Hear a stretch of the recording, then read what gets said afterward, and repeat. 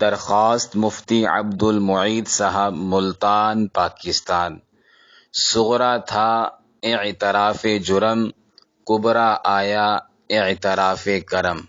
دونوں کو ملاؤ تو نتیجہ نکلے گا یہ کہ ایک مسلمان میں خوبیاں اور کمزوریاں دونوں ہو سکتی ہیں، لہٰذا ہم سب تبلیغ والے بڑے اور چھوٹے قبول کر لیں ایک دوسرے کو خوبیوں کمزوریوں دونوں کے ساتھ۔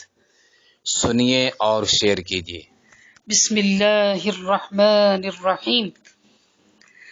منطقی طریقہ ہے کسی نتیجے تک لانا صغرا کبرا کے ذریعے۔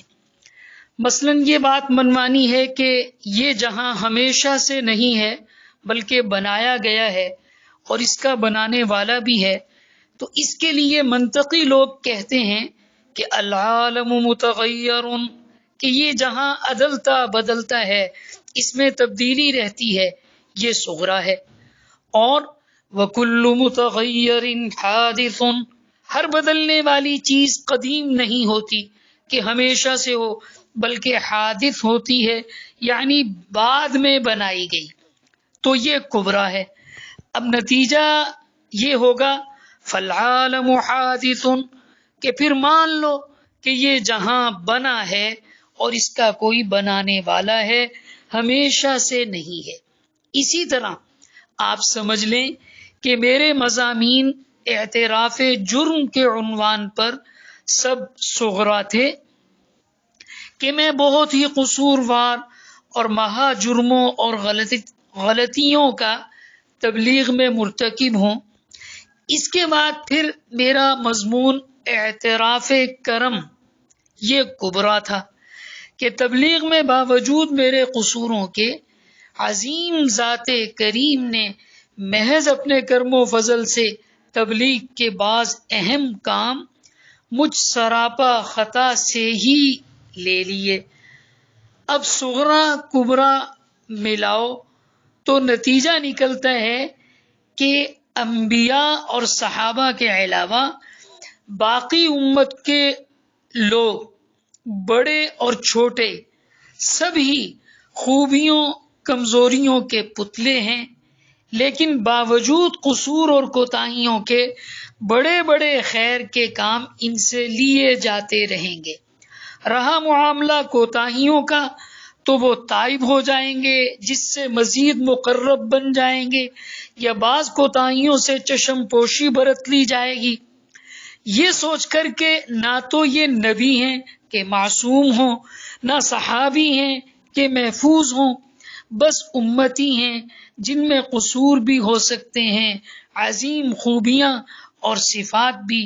تو جیسے رب تعالی بہت سے قصوروں سے چشم پوشی فرما لیتے ہیں، ہم بھی تخلقوا باخلاق اللہ، اللہ جل شانہ کے اخلاق برتتے ہوئے چشم پوشی سے کام لیں، اور یہ کہ بعض کمزوریوں کو دور کرنے اور ان کا احساس دلانے کے لیے ادفع باللتی ہی احسن، کہ برائی اچھے انداز سے دور کرو کی بنا پر حکمت سے خوبصورت طریقے سے دور کرنے کا راستہ ڈھونڈ لیں۔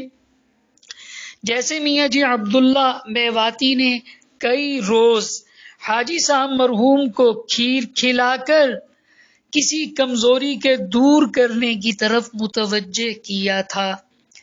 اسی سے واضح ہو جاتا ہے کہ مولانا سعد صاحب کاندھلوی اور مولانا ابراہیم صاحب دیولہ دونوں ہی امت کی دو بزرگ شخصیتیں ہیں، نہ معصوم ہیں نہ محفوظ، ان میں شخصی کمزوریاں بھی ضرور ہو سکتی ہیں، لیکن دونوں میں عظیم صفات اور خوبیاں ہیں، مثلا خاندانی نسبت، شرافت، علمی استعداد اور رسوخ، قرآن و سنت سیرت سے لگاؤ اور تدبر، اور پوری امت دعوت کو سنت سیرت کو اصول سمجھتے ہوئے چلنے پر ابھارنا، سیرت کی انفرادی اجتماعی تعلیم کو رواج دینا، کام کو سیرت پر لانے کی تڑپ، اکابر کی صحبت، پیرانہ سالی میں تبلیغی اسفار،